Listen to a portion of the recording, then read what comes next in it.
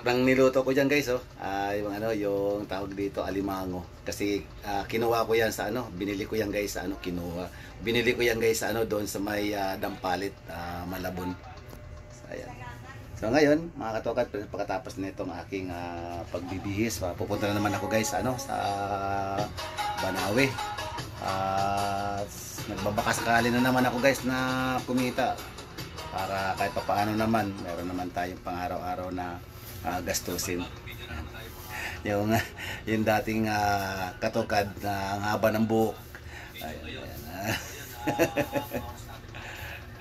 So ayan, guys, hanggang dito lang, i-update ko na lang kayo mamaya sa Banawe. So ayan, guys, i-update ko na lang kayo pag nasa Banawe na. So ayan, maraming salamat po sa inyo at sa lahat ng patuloy na sumusuporta sa aking channel. Please subscribe po. Ayan. Habang papunta ako ng Banawe, nakita ko, guys, yung matagal ko ng pangarap na may paabot sa kinaukulan kung maaaring magkaroon ng stoplight dito sa lugar namin.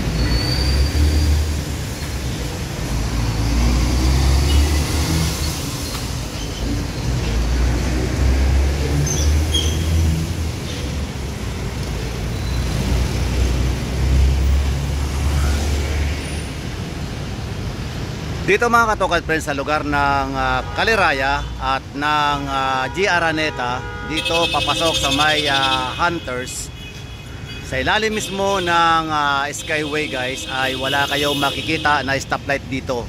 Kaya ang nangyayari, mga katokad friends, magmula doon sa kaliwa, galing ng Quezon Avenue, ng A. Rodriguez pala, at galing sa Quezon Avenue, galing sa Caliraya at papunta ng Hunters, ang mga sasakyan, guys, ay nagsasalimbayan. So kailangan talaga dito, kapag ikaw ay tatawid, kailangan ang iba yung pag-iingat para hindi madisgrasya. Pero marami na, mga guys, na nangyari dito na nagkakaroon ng mga aksidente dahil nga hindi alam sa oras ng kanilang pagtawid na mayroon pala silang makakasalubong o dili kaya mayroon sa kanilang makakabangga.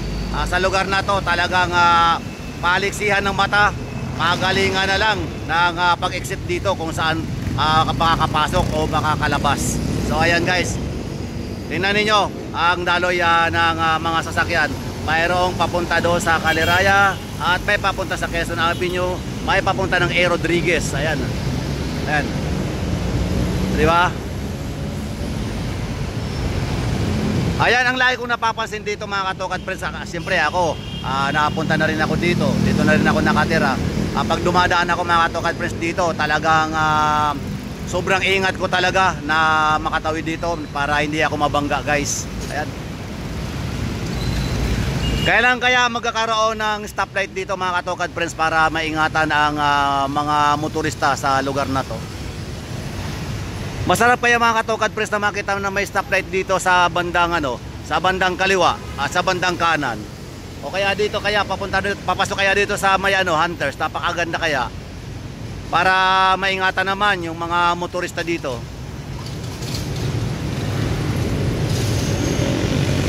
Sana wag magtagal, mga katokad friends, no?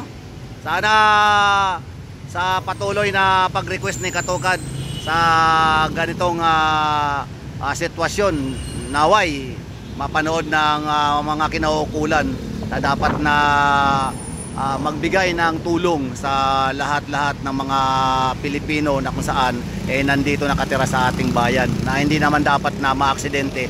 Kasi mayroon akong ikwento sa inyo, guys. Ito isang kwento lang na makatotohanan. Nung ako galing ako sa may Banawe, pagdating ko dito sa may sa may G. Araneta, pagtawid ko dyan, meron doon na bangga na isang magtatay na bumagsak yung kanilang bumagsak yung kanilang motor dahil nga nasagi ng sasakyan. At nung nakarang araw din, meron din dito nagkabanggaan din sa may gitna mismo, guys, dyan mismo rin. So tingin ko meron pang mga nangyari, guys, nung wala pa ako dito.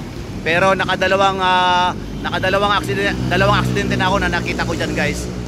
So yun, pahingi na rin ng tulong mga nasa LGU, sa local governments, na sana magkaroon tayo dito ng stoplight. Ayan. At dito rin.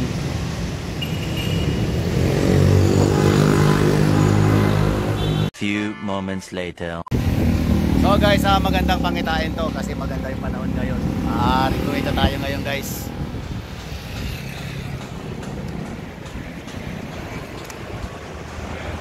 Positive lang tayo mga katogad friends sa ating pagtatrabaho sa Danao. Sumikat na naman si Haring Araw.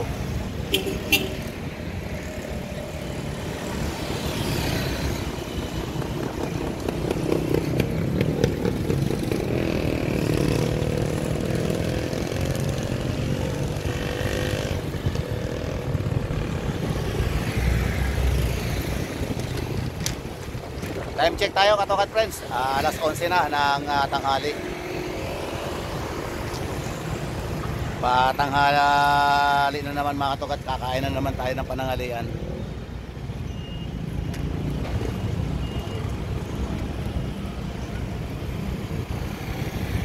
Kahapon zero tayo mga katogad friends. Bigo tayo. Wala tayong kita kagahapon. Sana meron naman ngayon. Hindi naman sa lahat ng pagkakataon ganun lagi guys.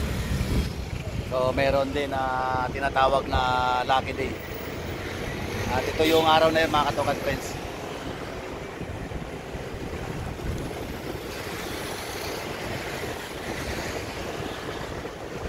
Nagsusulo lang ako dito Wala akong mga ibang dito, mga kasama.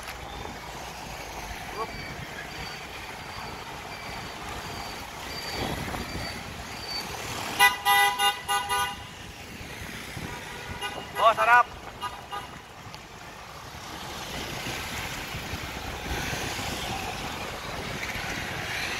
Para tayo rito nagkakaway guys ng langaw. So meron akong pansapol dito guys. At pwede rin tayong magsilong guys kasi siyempre mainit na. Walang pinagbabawal na sumilong lalo pat ganito mainit. Kita ko yung aming kaibigan sa ila. Naka-thumb ups pa siya guys. Yan, init. Shout out guys. Shout out.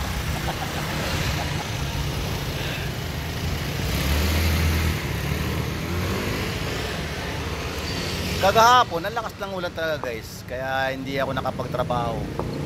Nakapunta lang ako dito pero di naman tayo nakapag-alok dahil sa nakita na niyan yung kagahapon na malakas ang ulan.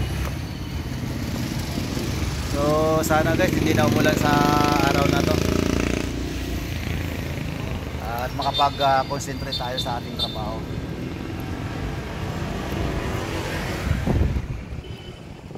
Naisip ko lang habang ako nandito guys sa Liliban Naisip ko talaga yung aking yung subscriber ko.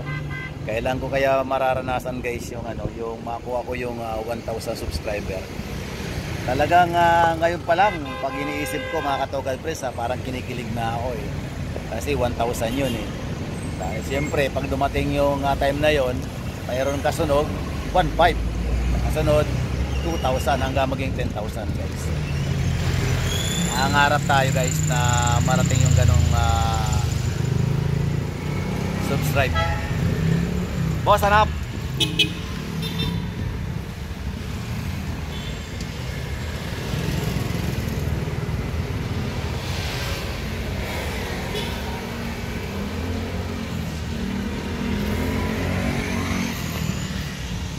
Sa ngayon kasi guys, ang Banawe, ang mga Katoliko nagtatrabaho dito, napakarami. Mahigit na 2,000 kaya kami rito guys.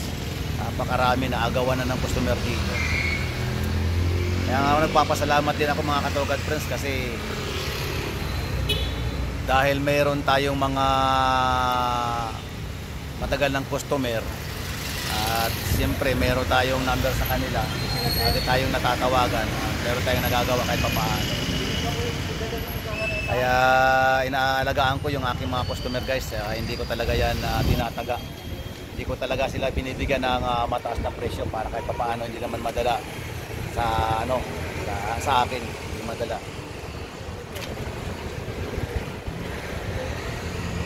Ayoko kasi guys na na maging one time big time. Kung kasi ayoko na hindi na sila babalik sa akin. Gusto ko kasi kahit na konti o tama lang yung kikitain ko mga katokad friends. Basta ang mahalaga, mayroong recommendation. Gustong sabihin na pwede kong maging customer pagdating ng araw. Ayan.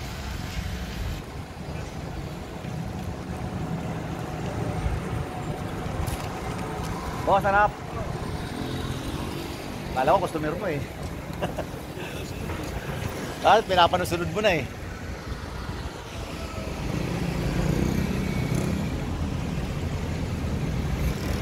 Inaalok namin yung mga guys, yung mga sasakyan dito kapag nakikita namin tumatabi o gumigilid dito sa aming pwesto.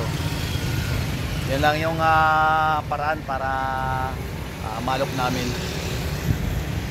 Pero hindi naman lahat mga katokad friends kung gumilid, katulad na sinabi ko magpapagawa na kasi may minsan, siyempre may mga pinupuntahan sila at mayroon din pupunta dito sa may Metro Bank. Hindi naman lahat na gumigilid guys nakukuha namin, nagpapagawa dito sa Banawe.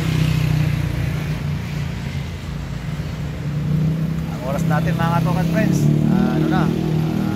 oras ng pananangalian na. Katulad nito, mayroong tumabi dito, kung hindi naman magpapagawa yan guys, tsambahan lang kami talaga rito. Kasi yung ating unang customer sana, kaso palpak tayo, hindi nagawa ng radyo. So susunod na naman tayo, susunod na customer naman, hanap ulit tayo. Sayang guys, ang hinahanap niya kasi radyo na mayroong AM, FM na may Bluetooth, kaso wala naman doon sa pinagdalan ko na tindahan. Sayang. Hanap lang tayo ng panibago. Oras pa lang naman natin, nasa bandang alas 12:45 pa lang naman, masyado pang maaga. Mahaba-haba pa yung ating alukan.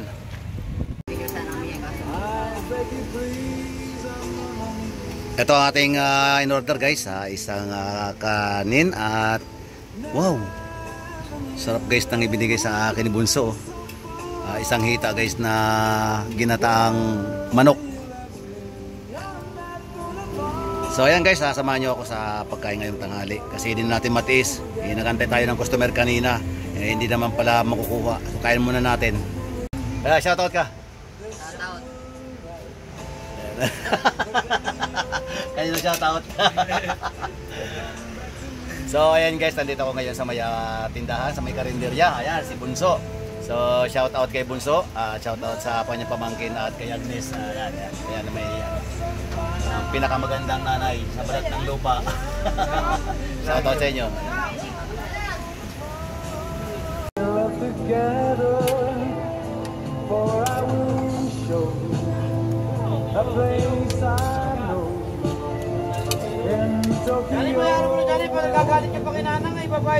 Ay naman guys dito sa karinderya. Kung sakaling ang budget mo guys sapat lang, pwede ka kumain dito sa karinderya. Dito mismo sa may guys, sa may Cardis, kanto ng Kaliraya. Maraming kumakain dito guys kasi mura lang, pwede maka-order dito ng kalahati ng ulam. Saka ang sarap ng lasa dito guys, binabalik-balikan ko talaga yung lugar na to. So try ninyo mga katokad friends na pumunta sa lugar na to. Talagang sulit talaga yung inyong pagkain sa lugar na to. Tapos kung halimbawa mayroon kayong 50 pesos lang guys na budget, isa't kalahati na kanin, saka pwede kang order ng kalahati na ulam katulad na napakarami na. So mabubusog ka na talaga at may 5 piso ka pang matitira guys para sa candy mo. Subukan ninyo guys, napakamura. Sarap pa.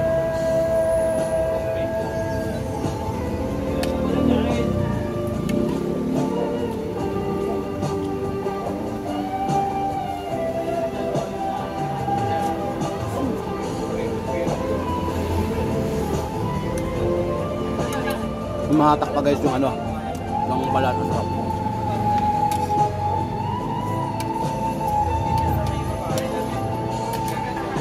So hindi ko na ginamit ang lahat ng inidor kasi mas masarap kumain guys ng hawak-hawak mo yung ulam. Pakala mo Brian. Meron akong subscriber dito guys, pangalan niya si Brian. So shout out kay Brian dito sa karinderya.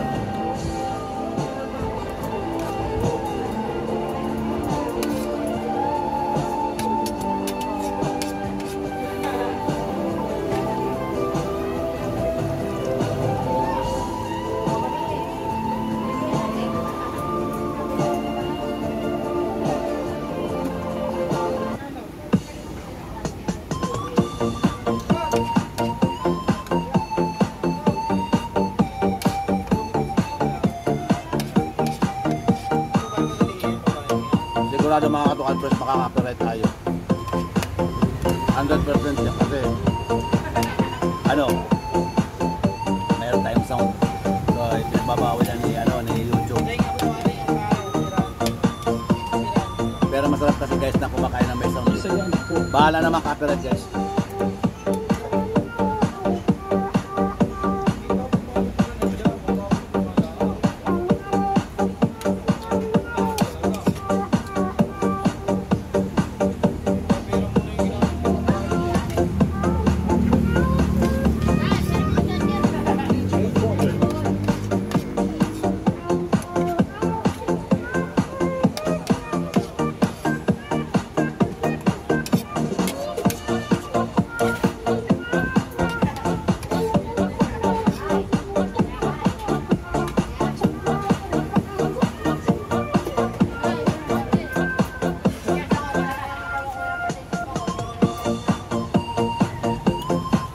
At yun nga mga katukan friends, ano, ang natira na lang buto kasi naubos na natin yung alam mo naman, yung masarap na laman.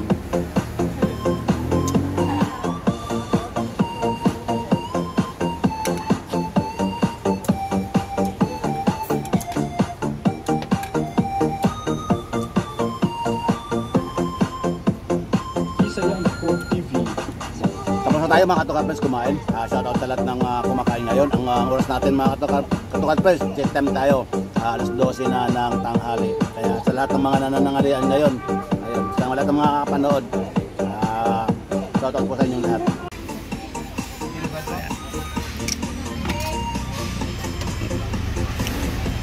Bunso, salamat Bunso. Sige, God bless, God bless.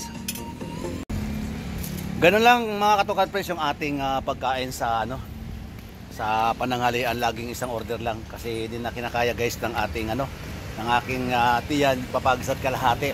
So sapat na sa akin guys yung yung isang order lang na kanin. At hindi tayo dapat na magpakabusog kasi nga siyempre alam mo naman sa edad natin na to, dapat ganun lang. Masarap naman kasi mga katukan friends na mayroon ka naman na mayroon ka naman pagpipigil sa sa pagkain mo ng kanin. Dapat lang talaga isang order lang ay sapat na para sa mga may edad na.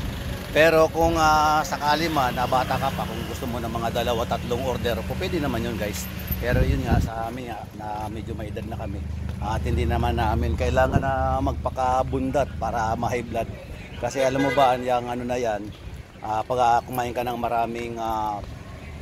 maraming kanin, nako, nakaka-high blood guys, nakaka-cholesterol yan. Yan ang mahirap dyan sa malakas kumain. Siyempre tataba ka. So anong mangyayari guys? High blood din ka tapos magkaroon ka ng cholesterol. Eh siyempre lalo pat napasarap ka sa ulam. Nako, ang dami-dami guys na mga taong ganyan kaya na kumakain na napakaraming kanin. So ayan guys, update ko mamaya kayo sa mga iba pang mga gagawin natin dito sa Banawe.